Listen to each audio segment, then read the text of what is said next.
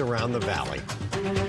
Tonight, the future of Arizona's Medicaid program is up in the air because the system that finances it needs legislators to reach an agreement to spend more than $1 billion to cover expenses through the end of June. Thanks for joining us tonight. I'm Mark Curtis. And I'm Kariba Devine. Colleen Sikora spoke with lawmakers on both sides of the aisle who agree that it needs to happen, but don't agree on how it should get done.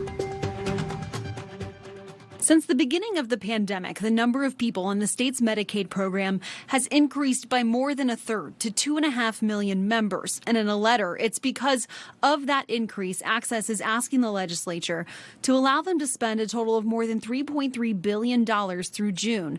Half of that money was funded last month, but the rest? We're talking about 2 million Arizonans. Our business's ability to take care of them and how we pay for that is up in the air right now because of both the governor's office and the legislature not coming together and recognizing this is a priority that needs to get done right now. Leaders on both sides of the aisle agree that the state's Medicaid program needs this money. Ready to fund it today. We want to fund it. We need to take care of it right now. But they don't agree on how to do it. Republicans want it as part of the state budget and included it in a budget that Governor Katie Hobbs already vetoed. Democrats want a standalone bill. We're ready to do it today. The Republicans are literally ready to do it today. We're ready to put a budget on her desk today.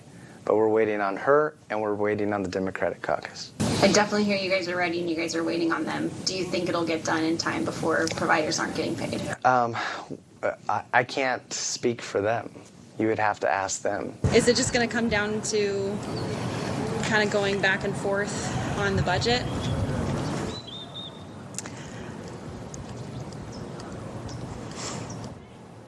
There are sick people in hospitals who need this money. There is no reason to wait for a budget to do this.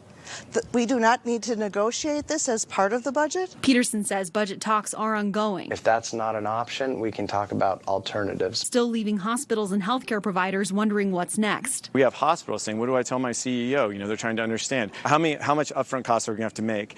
And that's of a big concern to them. While Access has not responded to our request for an interview or comment, Danny Seiden, the Arizona Chamber of Commerce's president and CEO, says he's seen the legislature make agreements on this before. But right now, a deadline passes and everyone's quiet. Everyone's playing the blame game. That's not helpful. What's helpful is just getting this done. Colleen Sikora, 12 News.